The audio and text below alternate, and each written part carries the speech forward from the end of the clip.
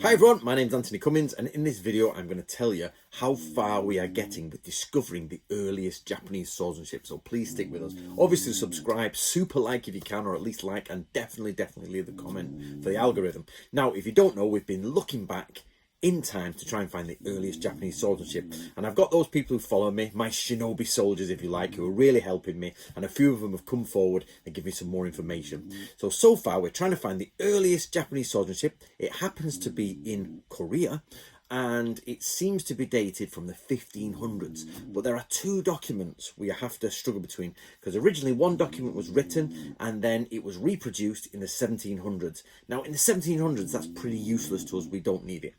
The snoring is my dog here, he won't leave me alone.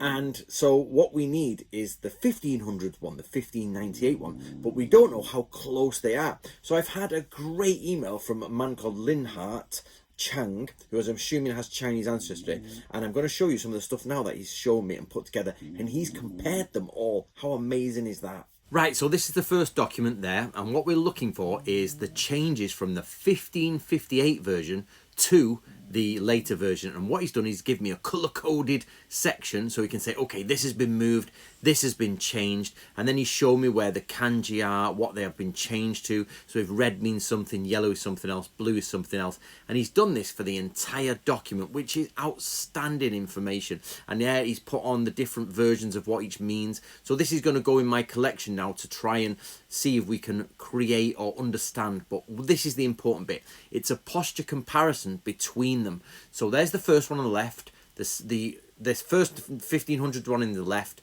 then you get the 1700 later on, but we also get the Wu Bei Zi, which is a very famous Chinese document from the 1600s. So if I'm doing this right, they're actually in the date orders are slightly incorrect, I think, but they are in comparison with each other, which is superb.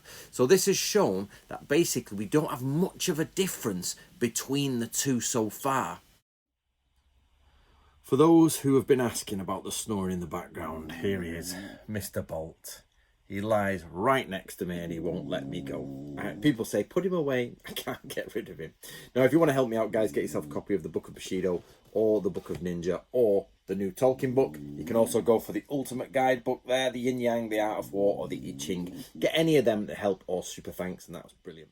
Now, I've asked Linhart to send me the basic translation, and he sent the translation of the earliest one would be various treatises on martial arts, and the latter one to be the Illustrated Comprehensive Martial Arts Chronicle. So basically, it's a here's some martial arts. The title means here's some martial arts. And he's going to have a go at doing some translating for us and to try and get this swordsmanship put together for a better translation than what's actually available out there. So he's been coming backwards and forwards and helping me out in that way. The same as Amory, the same as Thomas, and the same as the doctor we are talking about in Korea. This is, of course, the dissemination of Japanese swordsmanship to Korea by Bok Kyu Choi. Google search that and get yourself a copy now. It's free to download. Linhart, as well, has also been showing me his theories on where this was connected to Kage Ryu. So he's actually looked at the Kage Ryu scrolls and then analysed them, and he thinks the first few kata are actually from Kage Ryu, but there's lots more work to be done yet, but he's definitely doing really well in this work and keeping us on our toes. Right, so what does this mean, guys? What does this mean? Right, so what we've got is we're trying to find Japanese swordsmanship. How did the samurai fight? We don't know. What we do know is that the sword schools change. So from if they write something in this year, it's changed by this year. So we're trying to find the oldest one. Now people say Katori Shinto Ryu. Actually, we have no documentation of Katori Shinto Ryu that's older than 1600 that I can tell. So if anybody can find some Katori Shinto Ryu documentation that is not just a list of skills that actually describe what to do in those skills, that would be great, but we don't have it. So what we need to do is go to find the one that describes it the best, and here we have a 1598 one saying this is Japanese swordsmanship. Yes, it's in Korea, but they're saying this is Japanese swordsmanship. We've got a later pirate sword one, which is 1614. Now I know my shinobi soldiers out there have been following this, so you're going to know this, guys, and I know you are, and this is why I've been getting this great information from you guys out there.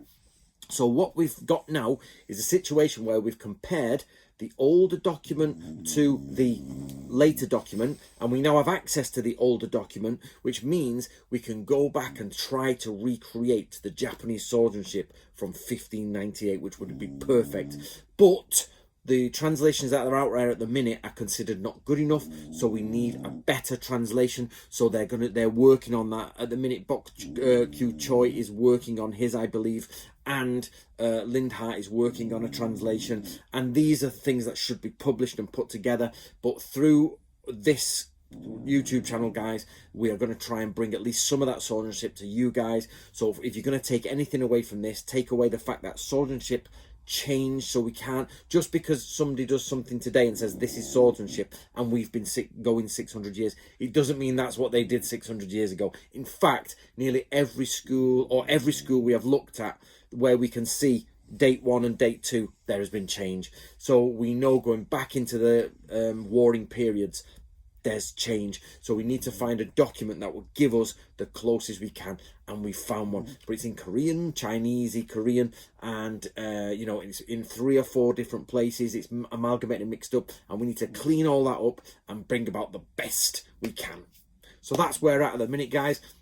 I'll keep you updated with all the samurai knowledge I can and swordsmanship. Just walk away from this and remember, sitting in a dojo, learning how to tie the knots, drawing in a very slow manner at Morning Bolt, and cutting in a certain way, or possibly might not be exactly how the samurai fought. Yes, it might be close, or there might be bits there, or there might be something that resembles it, but it's the same as, does fencing resemble real street fighting in Shakespearean ages? Probably not. So we have to be careful of that. This is the Bolt. This is me.